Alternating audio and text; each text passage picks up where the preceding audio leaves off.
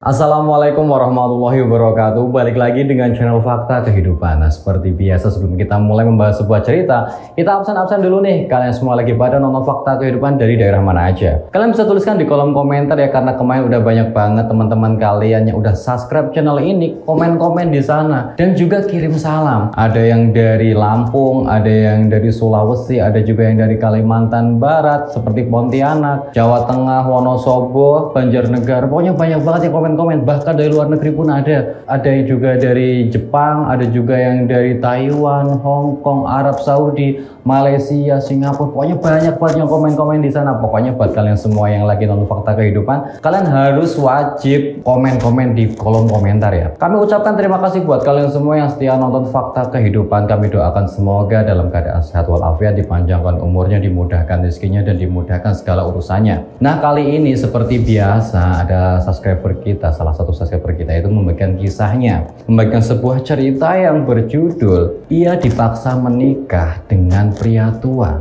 demi untuk menyelamatkan ibunya. Gimana ini? Ada seorang wanita muda dipaksa untuk menikah dengan pria tua demi ibunya, demi keselamatan ibunya. Pasti banyak banget yang penasaran dengan kisah ini. Gak usah lama-lama lagi, kita masuk ke ceritanya.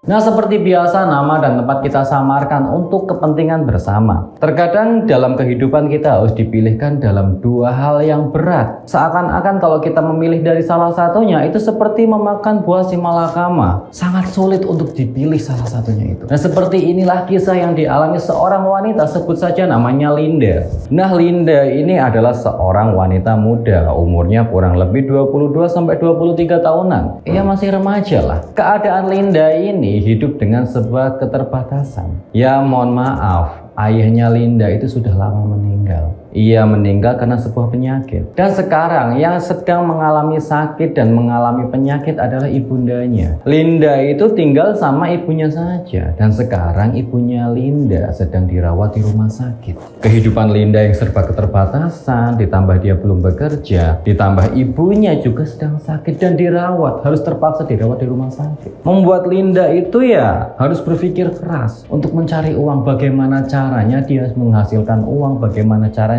dia harus kerja. Nah, pada suatu hari si Linda itu ada panggilan HRD. Dia sedang mendaftar kerja lah seperti itu. Dia membawa CV penuh dengan surat lamaran kerja, penuh dengan harapan dia datang ke sebuah perusahaan yang direkomendasikan oleh salah satu temannya. Linda itu mendapatkan informasi bahwasannya, Lin, kamu coba daftar di sini aja deh, karena perusahaan ini tuh lagi membutuhkan karyawan kerja. Aku juga kenal dengan atasannya, nanti kalau sudah sampai sana kamu daftar aja. Nanti aku kenalkan kamu dengan salah satu orang yang petinggi di sana yang punya perusahaan, kata temannya Linda. Linda pun berangkat. Dia berangkat membawa CV-nya, dia dengan penuh harapan semoga dia bisa bekerja, bisa mendapatkan uang untuk pengobatan ibunya yang sedang sakit itu. Nah, Linda pun masuk ke ruangan HRD-nya. Masuk dengan tegang, dia deg-degan. Bagaimana tidak? Linda ini kan baru pertama kali ingin masuk kerja. Ditambah lagi rumornya perusahaan ini adalah perusahaan favorit bagi teman-temannya yang dulu SMA, SMP itu kerap kali yang ngomongin tentang perusahaan ini. Katanya tuh di sana itu enak kerjanya juga ramah, ditambah lagi gajinya tinggi di situ. Jadi banyak dari teman-temannya Linda itu yang ingin kerja di situ. Nah, sekarang kesempatannya Linda biar bisa kerja di sana. Dia pun masuk ke kantornya HRD, ke ruangannya HRD. Di sana ada seorang ibu-ibu kurang lebih umurnya di atas Linda lah. Mungkin umurnya ada 30 atau mungkin 35-an. Nah, di sana pun Linda ditanya, "Ya udah, silahkan masuk, Mbak." Linda pun duduk. Diserahkanlah CV yang ia pegang itu sama si Linda, dikasih kepada HRD-nya. Dilihat kronologi kerjanya, kronologi kehidupannya, ijazahnya dan sebagainya, dilihat semua perlengkapan, dia mendaftar itu. Nah, setelah ditanya-tanya, akhirnya diinterview, ditanya dia, kenapa si Mbak Linda ini kenapa mau tertarik kerja di sini, ada apa? Kata si HRD-nya itu. Linda pun menjawab bahwasannya perusahaan ini kompeten, bahwasannya di sini itu bekerja secara profesional dan Linda ingin bergabung bersamanya, kata si Linda. Terus HRD-nya pun tanya lagi, terus berapa gaji yang Mbak Linda mau apabila diterima kerja di sini? Linda pun menjawab bahwasanya Linda ingin digaji sesuai dengan porsinya, sesuai dengan posisinya, apa yang dia terima. Apa dia bekerja sebagai staf, apa bekerja sebagai apa di sana? Ya sesuai gajinya, sesuai penempatannya itu aja, kata si Linda. Hingga akhirnya ditanya-tanya interview di sana kan Linda. Nah setelah ditanya-tanya, Linda pun pulang. Bebannya itu sedikit agak berkurang setelah datang ke HRD-nya itu. Keluar dari pintu ruangan HRD-nya, Linda sedikit agak tenang. Nah, dia pun saat di perjalanan. Nah, Linda itu ditelepon sama temannya. Lin, maaf Lin, hari ini aku kayaknya nggak bisa nemenin kamu bertemu dengan bos ataupun pemilik perusahaan karena aku ada kepentingan lain. Kalau kamu mau datang aja nih di tempat ini. Aku udah janjian dengan dia kok, dengan Pak Damar. Katanya pemilik perusahaan di mana si Linda ini bekerja, mendaftar kerja itu namanya Pak Damar pemiliknya. Disuruh bertemu di sana aja. Ya Linda pun mau nggak mau dengan terpaksa, gimana lagi. Namanya juga lagi butuh pekerjaan, namanya juga ibunya lagi sakit, butuh biaya, mau nggak mau secepatnya harus mendapatkan biaya. Ya udah deh nggak apa-apa, aku nemuin sendiri aja. Akhirnya temennya si Linda itu ngasih alamat doang. Linda pun berangkat ke sana, ke sebuah rumah makan, ya seperti restoran kafe gitulah di sana. Katanya tuh Pak Damar pemilik perusahaan sudah menunggu di sana. Ya bagaimana si Linda itu ikut jalur orang dalam. Jadi temennya si Linda ini kenal sama si pemiliknya. Nah Linda itu dikenalkan dengan si namanya Pak Damar ini. Sesampainya di rumah makan yang dimana Linda dan Pak Damar berjanjian itu, Linda langsung mencari di mana. Hingga akhirnya bertemu dengan seorang pria parubaya, umurnya kurang lebih 40 tahunan. Ya sepertinya pria itu sudah punya anak, punya istri, pokoknya sudah berkeluarga lah. Dan Linda pun menghampiri pria tua itu. Ditanya, dengan Pak Damar, kata si Linda. Oh Linda ya, silahkan duduk, kata Pak Damar itu. Linda pun duduk berhadapan dengan Pak Damar, seorang pria ya parubaya dengan pakaian rapi, layaknya bos. Pak Damar pun menanyakan kepada si Linda, bagaimana dengan interviewnya? Kamu udah daftarin CV kamu di sana? Kata si Pak Damar. Oh iya Pak, saya sudah dari kantor Bapak, saya sudah diinterview dan menaruhkan CV saya di sana. Kata HRD-nya saya harus menunggu info lebih lanjut, kurang lebih ya 1-2 harian. Kata si Linda menjelaskan kepada Pak Damar, pemilik perusahaan itu. Oh ya udah kalau begitu, saya sudah mendengarkan banyak cerita ataupun kisah kamu Linda dari si Rita, teman kamu. Ternyata temannya si Linda itu, si Rita, yang temannya si Pak Damar juga udah bercerita banyak tentang si Linda. Sepertinya kamu anak baik dan juga kayaknya soal pekerjaan kamu juga profesional. Jadi saya menawarkan bagaimana kalau mulai kerja aja langsung. Linda disuruh langsung kerja sama bosnya. Setelah mendengar info bahwasanya besok masuk kerja, Linda pun bingung. Ya seneng-seneng, cuman dia bingung. Emang posisinya apa nih? Saya kerjanya apa dulu? Saya belum di briefing, saya belum dikasih arahan. Saya juga belum punya banyak pengalaman. Jadi kan ya harus tanya-tanya dulu. Saya jadi kerja apa di sana? Ya memang lagi membutuhkan pekerjaan, membutuhkan banyak uang. Cuman kan pekerjaannya harus jelas dulu. Ya kalau boleh tahu, saya kerja sebagai apa ya Pak? Biar saya siapin dulu, kata si Linda. Ya emang kamu mau gaji berapa? Kata si Pak Damar. Pemilik perusahaan nanyain langsung, kamu mau gaji berapa? Ya Linda pun ya ngomongnya bingung. Ya nggak mungkin juga si Linda tuh ngomong bahwasanya saya mau gaji segini Pak, saya mau gaji segini Pak, saya kerjaannya ini. Dia juga nggak mungkin ngomong kayak gitu. Hingga akhirnya Pak Damar menjelaskan bahwasanya Pak Damar itu sudah mendengarkan kisah bahwasanya si Linda itu lagi membutuhkan banyak uang. Dikarenakan ibu kandungnya sedang mengalami sakit dan dirawat di rumah sakit. Ya kalau kamu membutuhkan banyak uang, kamu harus kerjanya ya seperti ini. Harus kerja ulet, harus kerja yang rajin. Kata si Pak Damar. Iya Pak, saya akan kerja rajin kok. Tapi kalau boleh tahu posisi pekerjaan saya sebagai apa ya? Kata si Linda bertanya. Ya udah, kalau kayak gitu kamu kerja jadi sekretaris aku aja. Langsung dijadiin sekretaris oleh Pak Damar. Ini kesempatan yang sangat langka. Pak Damar menawari seorang Linda menjadi sekretaris pribadinya. Tapi saya nggak punya pengalaman kok Pak. Nggak apa-apa, nanti saya ajarin. Hingga akhirnya Linda pun mau menjadi sekretarisnya si Pak Damar itu, pemilik perusahaan.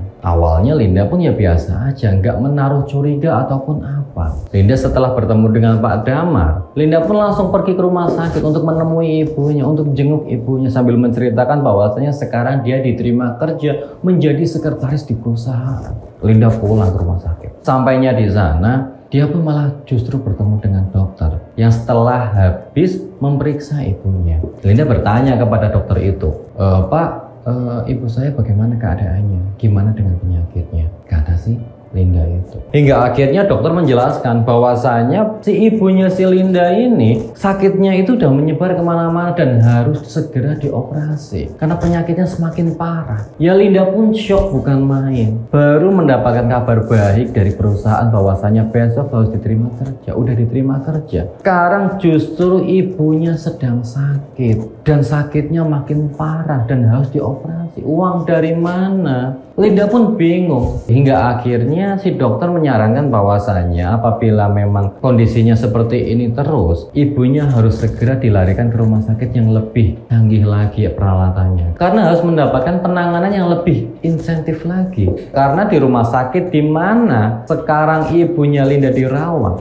itu peralatannya kurang canggih karena rumah sakit kecil. Jadi harus dipindahkan ke rumah sakit yang lebih canggih lagi. Uang dari mana? Si Linda pun bingung. Setelah bertemu dengan dokter, ia pun masuk ke ruangan ibunya itu. Ibunya terbaring lemah, tidak berdaya. Linda duduk di sampingnya sambil bercerita. Gimana dengan keadaan ibu? Apakah ibu sudah mengalami sedikit kenakan? Kata si Linda bertanya kepada ibunya. Udah kok, sekarang ibu sudah sedikit agak sehat. Mungkin beberapa hari lagi ibu juga udah bisa keluar dari rumah sakit, kata ibunya. Linda pun tahu bahwasanya ibunya itu sedang berbohong. Bagaimana tidak, baru saja Linda bertemu dengan dokter. Kan dokter sudah menjelaskan tentang kesehatan dan kondisi keadaannya si ibunya. Bahwa kondisi ibunya sudah parah. Tapi sekarang ibunya ngomong bahwasanya dirinya itu sudah sehat dan sebentar lagi akan keluar dari rumah sakit. Linda pun hanya bisa diam saja. Bagaimana dengan lamaran kerja kamu? Katanya hari ini kamu interview, kata ibunya Linda. Iya bu, alhamdulillah, katanya besok Linda udah bisa masuk kerja. Loh,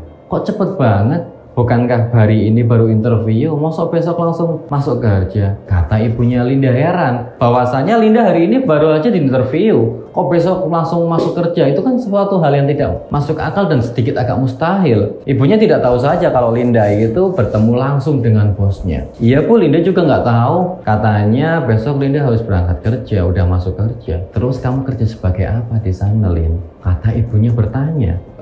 Linda bekerja sebagai sekretaris bu. Awalnya Linda juga bingung bagaimana cara kerja sebagai sekretaris, cuman nanti di sana juga Linda akan dilatih, diajari pelan-pelan. Katanya seperti itu kata perusahaannya. Oh ya syukurlah kalau begitu. Ibu ikut seneng kalau kamu mendapatkan pekerjaan, mendapatkan kesibukan. Ya ibu cuma bisa berdoa semoga pekerjaan kamu lancar ya nak, kata ibunya. Hingga akhirnya keesokan harinya Linda pun berangkat bekerja. Mulai kerja di perusahaan itu. Bertemu dengan Pak Damar, bertemu dengan seseorang yang akan mengajari Linda bagaimana cara menjadi sekretaris. Dengan kebaikan hatinya si Pak Damar ini, Linda merasa bersyukur. Bagaimana tidak? Seorang Linda yang notabene belum punya pengalaman, tapi langsung diserahkan dengan pekerjaan yang luar biasa. Tidak mungkin ada kesempatan dua kali seperti ini. Jadi sebisa mungkin Linda itu yang memaksimalkannya. Hingga akhirnya dia mulai bekerja adaptasi hari demi hari demi hari.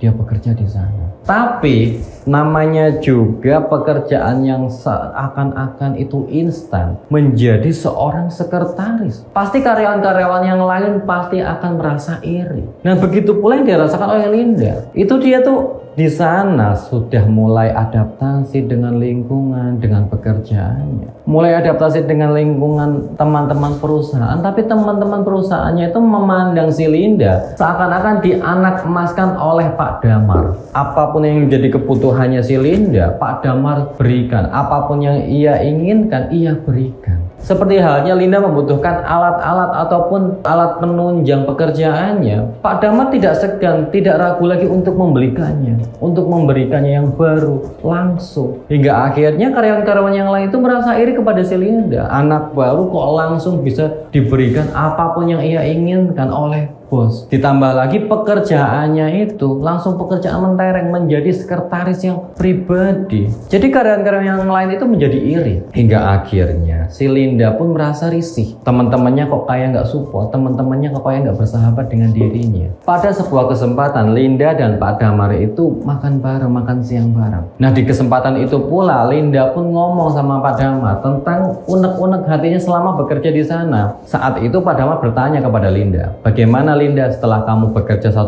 bulan di perusahaanku? Apakah kamu mengalami kesulitan? Apakah kamu mengalami sesuatu hal yang tidak mengenakan? Kata si Pak Damar bertanya kepada si Linda, begini Pak, kalau boleh jujur saya merasa risih aja dengan perlakuan Bapak. Kata si Linda, risih kenapa ya Lin? Bukankah saya bekerja sebagai bos sudah profesional, memberikan apa yang kamu minta dan apa yang kamu butuhkan. Jadi ya kamu risih kenapa? Apakah saya mengganggu kamu? Kata si Pak Damar. Justru karena itu Pak, saya menjadi nggak enak sama karyawan yang lain.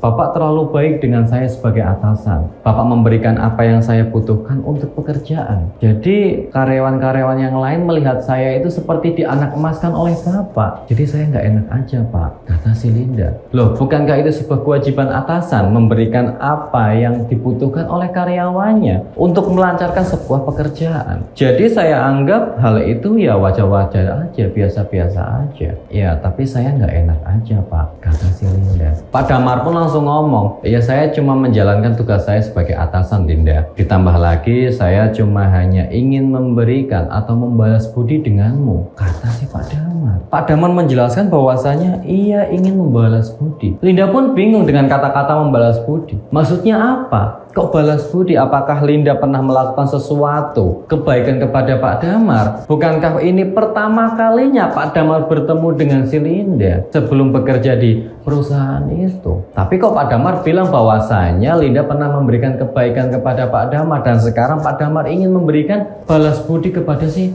Linda itu. Hingga akhirnya Linda pun bingung. Maksudnya bagaimana ya Pak? Kata si Linda. Pak Damar pun langsung berkata, maaf sebelumnya Linda kalau membuat kamu sedikit agak bingung, tapi biarkan aku jelaskan terlebih dahulu. Sebenarnya aku sudah lama kenal kamu dan selama ini aku juga memperhatikan kamu tanpa kamu ketahui. Ini bukan awal pertama kali kita bertemu. Sebelumnya beberapa tahun yang lalu kita sudah bertemu di sebuah rumah makan. Saat itu umurmu masih 17 tahunan dan saat itu kamu sedang makan bersama ibumu di sebuah restoran. Aku sedang duduk di luar sambil meratapi nasibku. Hari itu aku kehilangan kedua orang tuaku saat kecelakaan. Aku datang ke sebuah restoran dan duduk di depannya. Aku sedang menangis dan meratapi nasibku. Ditambah lagi perusahaanku sedang turun-turunnya. Hidupku merasa hancur dan seakan-akan aku ingin mengakhiri hidupku. Dan tiba-tiba kamu yang sedang makan bersama ibumu keluar. Kamu keluar dan menghampiriku sambil bertanya, apakah aku sedang baik-baik saja? Kamu datang seakan-akan tahu bahwa kondisiku saat itu sedang membutuhkan orang, membutuhkan teman untuk diajak cerita. Hingga akhirnya kita berdua saling bercerita. Di depan rumah makan itu aku bercerita bahwasanya aku kehilangan kedua orang tuaku hari itu.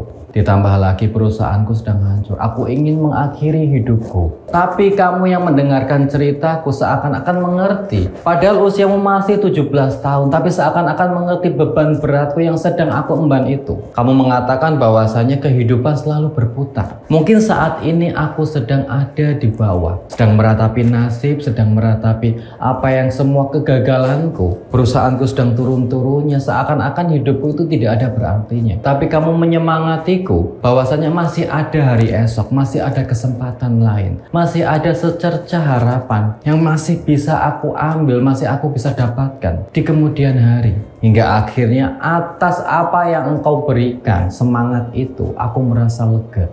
Aku merasa bahwasanya masih ada orang yang memperhatikanku, masih ada orang yang masih mau menerimaku. Maka dari itulah setelah engkau memberikan aku semangat, hidupku menjadi seakan-akan mempunyai harapan baru. Aku membangun kehidupanku lagi, aku menata kembali perusahaanku dari nol hingga akhirnya sukses seperti ini. Dan setelah aku mendengarkan kabar bahwasanya kamu membutuhkan pekerjaan, aku segera menghubungi temanmu itu yang bernama Rita.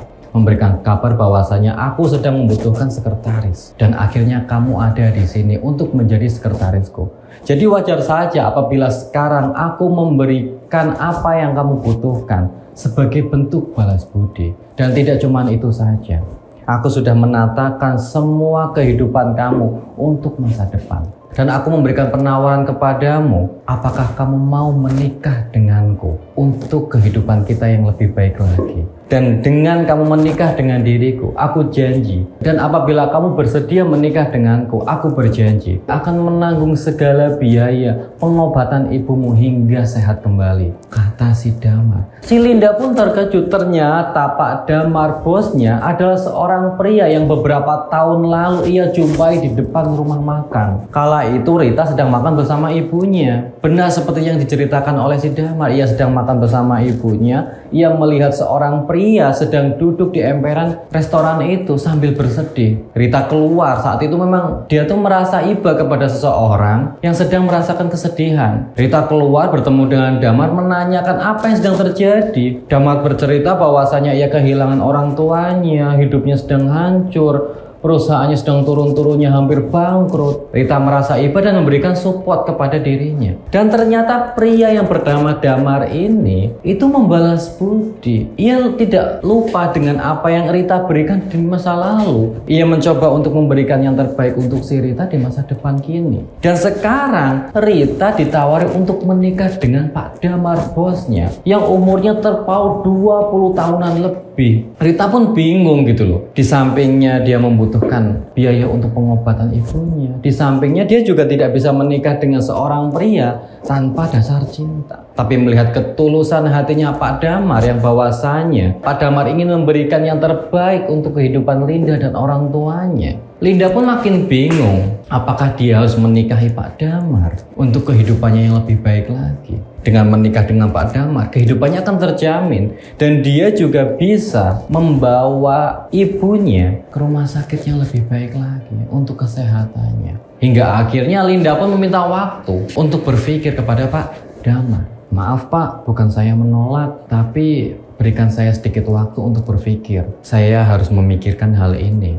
Menikah bukanlah sesuatu hal yang mudah. Menikah bukan hal sesuatu yang bisa diajak main-main. Menikah untuk jangka yang panjang, untuk seumur hidup sekali. Jadi saya harus memikirkan hal ini dengan matang-matang. Dan saya juga harus meminta izin kepada ibuku, kata si Linda. Hingga akhirnya setelah pertemuan itu, Pak Damar pun memberikan waktu kepada si Linda. Ya udah nggak apa-apa, kamu juga butuh waktu untuk berpikir karena pernikahan benar apa yang kamu katakan. Itu sesuatu hal yang bukan simpel dan bukan main-main. Menikah kalau bisa ya seumur hidup sekali. Jadi ya aku berikan waktu untuk kamu berpikir, kata si Pak Damar. Nah setelah pertemuan itu, Linda pun pulang. Dia bertanya kepada ibunya tentang pernikahan. Apakah sebuah pernikahan itu? Apa konsekuensi pernikahan? Dan bagaimana pernikahan apabila di dalamnya suatu pasangan itu terpaut umur yang cukup jauh? Apa konsekuensinya? Apa yang ia dapatkan? Hingga akhirnya ibunya pun menjawab, sebuah pernikahan adalah sesuatu hal yang satu sama lain harus saling menerima, semua kekurangannya. Tidak hanya cuman kelebihannya saja, tapi kekurangannya. Dan apabila sebuah umur, itu umur hanyalah sebuah angka. Yang terpenting adalah di dalamnya kalian sama-sama saling menghormati, kalian sama-sama saling nyaman, sama-sama saling tanggung jawab atas posisi kalian masing-masing. Itulah yang jauh terpenting daripada sebuah umur, kata orang tuanya Linda. Nah setelah meminta pencerahan kepada ibunya, Linda pun semakin yakin apabila pertemuannya dengan Pak Damar adalah sesuatu hal yang memang sudah ditakdirkan. Ditambah lagi dengan kebutuhan apa yang butuhkan sekarang Linda ada pada diri Pak Damar. Hingga akhirnya setelah beberapa hari memikirkan hal itu, Linda pun memberikan jawabannya kepada Pak Damar. Linda bersedia untuk menikah dengan Pak Damar. Hingga akhirnya mereka pun menikah. Nah sesuai janjinya, Pak Damar pun membiayai semua pengobatan, biaya pengobatan ibunya si Linda. Hingga akhirnya ibunya si Linda dibawa ke rumah sakit yang lebih modern lagi, lebih canggih lagi peralatannya. Setelah berobat di sana, setelah mengalami beberapa terapi dan operasi di sana, ibunya si Linda pun berangsur-angsur membaik. Linda pun hidup bahagia bersama Pak Damar. Nah begitulah kisah yang dibagikan dibagikan oleh salah satu subscriber kita. Ia terpaksa menikah dengan pria tua demi pengobatan dan demi kesehatan orang tuanya, ibunya sendiri. Semoga dalam kisah ini kita dapat mengambil hikmah dan nilai-nilai penting bahwasanya menikah adalah sesuatu hal yang memang sakral dan terpaut umur itu hanyalah angka. Yang terpenting di dalam hubungan rumah tangga kalian saling menghormati, kalian saling memerankan peran kalian masing-masing dengan penuh tanggung jawab. Dan bagi kalian semua yang pengen komen-komen, memberikan kritik dan saran yang membangun untuk fakta kehidupan, kalian bisa tuliskan di kolom komentar. Dan bagi kalian pula yang punya kisah-kisah unik, kisah-kisah menarik yang ingin dibawakan oleh fakta kehidupan, kalian bisa tuliskan ataupun kirimkan lewat WA ataupun Instagram di bawah ini. Tetap dukung channel kami dengan cara like, komen, dan subscribe, dan tunggu video-video berikutnya. Sekian dari saya, semoga bermanfaat. Wassalamualaikum warahmatullahi wabarakatuh.